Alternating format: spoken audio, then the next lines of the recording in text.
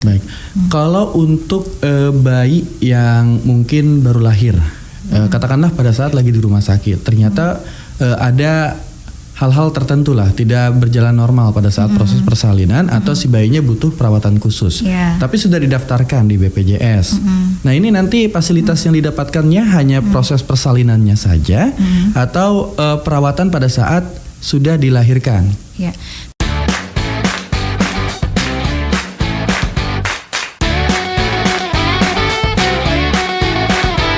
91 Podcast.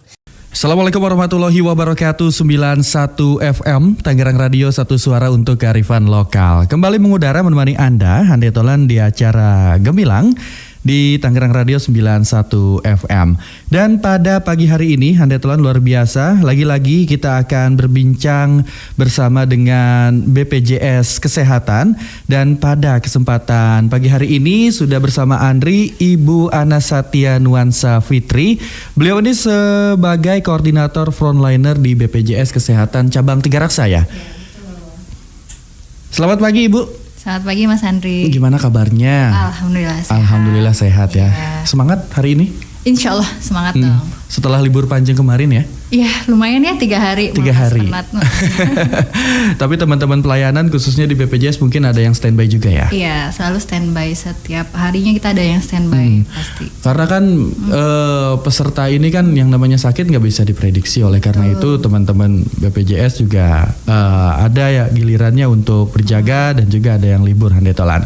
Dan pada pagi hari ini kita akan membahas informasi bersama BPJS Kesehatan tentang pendaftaran bayi baru lahir atau BBL. Nah ini seperti apa Ibu?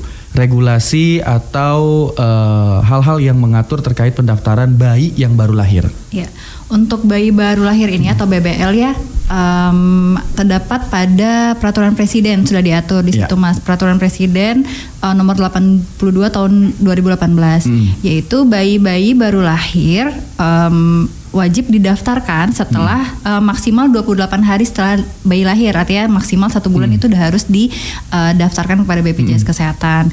Nah itu bayi-bayi yang lahir setelah tanggal 17 Desember 2018, maka setiap bayi baru lahir itu wajib untuk didaftarkan kepada BPJS Kesehatan. Setiap tanggal 17 Desember 2018? Setelah. Jadi misalkan bayinya itu lahir 18 Desember itu sudah wajib didaftarkan kepada BPJS Kesehatan ketika bayinya baru lahir, seperti itu. Berarti ini dari ini ya peraturan presiden nomor 82 tahun 2018 pasal 16. Ya, pasal 16. Nah, kalau prosedurnya seperti apa, Bu? Prosedur pendaftarannya itu bayi baru lahir bisa didaftarkan setelah bayi lahir, Mas. Jadi bisa di vaskes di mana bayinya itu dilahirkan, bisa di rumah sakit atau fasilitas kesehatan yang bekerja sama dengan BPJS Kesehatan. Misalkan puskesmas atau klinik-klinik yang punya fasilitas melahirkan lah seperti itu. Nah, itu nanti bisa melampirkan kartu keluarga dan bukti atau surat keterangan lahir bayi. Nah itu nanti peserta atau keluarga si bayi ini melapor kepada petugas administrasi di vaskes tersebut. Jadi nggak perlu datang ke kantor cabang atau kemana gitu. Jadi bisa langsung di fasilitas kesehatan tersebut. Selain itu, kalau misalkan bayinya lahir bukan di fasilitas yang bekerja sama dengan BPJS, itu pun bisa. Nanti daftarnya melalui Pandawa atau melalui aplikasi mobil JKN dan pelayanan lainnya seperti di mall pelayanan publik dan di kantor cabang juga bisa seperti itu. Oke, lewat aplikasi atau mobil JKN ya? Ya, mobil JKN juga Pandawa. Mall pelayanan publik juga bisa ya? Bisa. Oke. Gitu. Nah, kalau pendaftarannya ini namanya nih kan kadang-kadang suka rancu nih Bu. Iya. Gimana itu? Kalau bayi itu memang pada saat bayi baru lahir gitu kan belum ada NIK ya atau belum ada nomor identitas kependudukan. Iya, belum masuk ya belum masuk akte keluarga ya. Iya. Nah, nanti di awal itu ada namanya kartu sementara bayi atau identitas sementara bayi yang namanya bayi nyonya mengikuti nama ibunya. Gitu. Misalkan bayi nyonya A, nah itu sementara pakai nama tersebut. Nah, itu diharapkan sebelum 3 bulan nama bayi tersebut sudah diganti. Artinya sudah dimasukkan ke dalam kartu keluarga. Iya. sebelum 3 bulan udah diurus, kemudian bisa untuk update nama bayinya ke BPJS Kesehatan melalui kanal-kanal yang tadi sudah disebutkan. Seperti itu. Berarti kalau lagi gawat darurat kan kondisi tertentu kita nggak tahu ya. Tiba-tiba ketuban pecah dan sebagainya. Kita kan mencari yang paling terdekat. Itu sangat bisa. Itu sangat bisa, nggak apa-apa. Jadi misalkan ibu atau bayinya pun butuh perawatan intensif, apabila nanti sudah terdaftar dengan bayi nyonya tersebut, itu bisa dipergunakan oleh peserta seperti itu. Bisa langsung dipergunakan dan tentunya pihak keluarga yang mengurus ya. Betul. Kalau si ibunya kan lagi sama pak dokternya atau ibu dokternya. Baik, kalau segmen bayi yang dapat memiliki kelas dan vaskes yang berbeda dengan ibunya, ini seperti apa? Kalau bayi itu yang pertama, kalau untuk kelas mengikuti kelas ibunya ya Mas ya. Misalkan ibunya kelas 1 ya tentu saja bayinya mengikut di kelas 1 dan sebagainya. Namun untuk vaskes itu bisa berbeda. Misalkan ibunya sedang berkunjung nih ke Tangerang, ke wilayah Tiga Raksa misalnya. Namun ibunya itu terdaftar di vaskes beda pulau. Nah, kalau misalkan bayinya itu didaftarkan di vaskes terdekat di sini, itu bisa. Kalau vaskes itu bisa beda sama ibu, pilihan pesertanya sendiri. Kalau misalkan kelas tetap harus sama dengan ibunya, seperti itu. Oke, baik. Nah, ada juga kadang-kadang terjadi seperti ini, Bu. Pada saat proses lahiran ini memang tidak menggunakan BPJS. Tapi seiring berjalannya waktu, nama si bayinya udah masuk ke kartu keluarga, dia masih usia 1 hingga 2 tahun lah. Nah, dia nih pengen daftar BPJS. Kan masyarakat taunya pas pendaftaran ya bayarnya pas mereka mendaftarkan si bayi itu ya. Nah, ini kan ternyata memang ada perhitungannya ya, Bu? Betul. Jadi kalau berdasarkan tadi Perpres 82 tahun 2018 itu bayi setelah lahirnya tanggal 17 Desember 2018 itu, maka apabila didaftarkan lebih dari 28 hari, maka perhitungannya dihitung dari bayi lahir. Misalkan bayinya lahir itu tahun 2020, artinya kan sudah masuk masa perhitungan Perpres tadi ya, masa berlaku Perpres tadi. Maka ketika bayi didaftarkan sekarang, kan kalau misalkan bayi lahir 2020 sampai sekarang usia sudah 4 tahun ya. 4 tahun. Nah, itu ketika didaftarkan saat ini, maka iuran yang muncul adalah dari bayi lahir sampai sekarang. Namun perhitungannya maksimal kita hanya memperhitungkan 2 tahun aja. Oh, maksimalnya ada di 2 tahun plus 1 bulan. Iya. Kalau misalkan sampai nanti ya peraturannya masih sama, misalkan tahun 2029 nanti anaknya baru didaftarkan, kelahiran 2019 kan udah 10 tahun tuh jaraknya. Tetap yang kita perhitungkan hanya 2 tahun plus 1 bulan berjalan. Jadi total 25 bulan. Berarti nanti mengikuti kelas yang diikuti oleh keluarga. Iya, kelas yang diikuti oleh yang ada di kartu keluarga. Betul. Itu ya. Oke, baik. Karena kan memang banyak pertanyaan seperti itu juga, Bu. Iya. Ini kok anak saya baru daftar, tapi tiba-tiba udah ada tunggakan. Berarti tetap dihitung ya, Bu ya? Betul, itu tetap dihitung sejak bayi lahir tersebut dan maksimal kita perhitungannya 24 bulan. Nah, itu juga nanti akan ada terkena denda keterlambatan pembayaran iuran ya, Mas ya. Artinya ketika peserta itu sudah mendaftarkan bayinya ada tunggakan dari lahir, nah amit-amit kalau misalkan membutuhkan pelayanan kesehatan, diinap di rumah sakit, maka akan ada denda pelayanan di situ. Meskipun nama si bayi itu sudah masuk nih, tapi dalam kartu keluarga di BPJS sudah terdaftar, tapi karena belum melakukan pembayaran, tetap nggak bisa digunakan ya. Betul. Oke, baik. Nah gitu Handetolan. Kadang-kadang banyak pertanyaan seperti itu sih, Bu. Karena kan masyarakat yang namanya lagi urgensi gunakan BPJS pada saat urgensi mau lahiran gitu ya. Setelah lahiran sering berjalannya waktu ya lupa bayar atau lain sebagainya. Atau lupa dimasukin ya biasanya ya. Biasanya lupa daftarin bayinya seperti itu. Baik. Nah, apa identitas JKN bagi peserta bayi baru lahir? Ya, bayi baru lahir tadi kan sudah disebutkan bahwa namanya masih bayi nyonya ya. Nah, maka itu nanti ada kartu sementaranya bisa diakses melalui aplikasi mobile JKN. Biasanya kalau misalkan ibunya sudah terdaftar di aplikasi mobile JKN, nanti bisa klik kartu bayinya. Kartu bayi di KIS digital di mobile JKN. Jadi ada tadi namanya bayi nyonya. Nah, itu diharapkan sebelum 3 bulan sudah dimasukin ke kakak atau sudah diurus KIA bayi ya. KIA kan sekarang anak-anak punya ya. Nah, jadi kalau misalkan kartu identitas bayi tersebut apa? Ya pertama kartu KIS digital, kemudian yang kedua KIA jika punya KIA, dan yang ketiga kalau misalkan sudah ada kartu keluarga ya bisa dibawa kartu keluarga tersebut. Baik. Jadi yang penting sebelum 3 bulan udah diupdate namanya di kartu keluarga. Seperti itu. Baik. Kalau untuk bayi yang mungkin baru lahir, katakanlah pada saat lagi di rumah sakit, ternyata ada hal-hal tertentu lah tidak berjalan normal pada saat proses persalinan atau si bayinya butuh perawatan khusus. Tapi sudah didaftarkan di BPJS. Nah, ini nanti fasilitas yang didapatkannya hanya proses persalinannya saja atau perawatan pada saat sudah dilahirkan. Ya, tentu saja kalau misalkan bayinya sudah terdaftar di BPJS Kesehatan, artinya sudah aktif.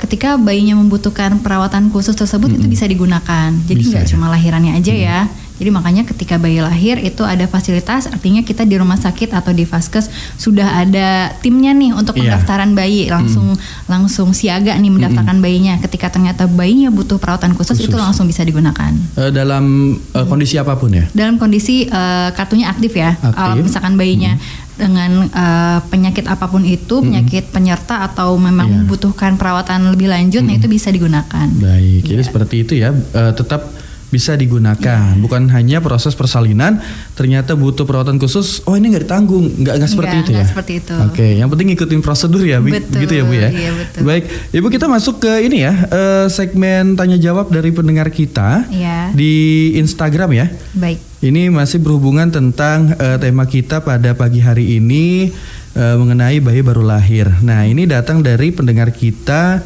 yang bernama, ini kita masuk ke pertanyaan yang masuk ke tema aja ya. Iya. Ini nih dari Oktari Sahalida. Kalau lahiran tapi kartu keluarga belum jadi satu sama suami, bisa nggak Bu? Oke, si ibunya ya. Kalau misalkan belum gabung dengan suaminya, namun status si ibu aktif, itu bisa digunakan.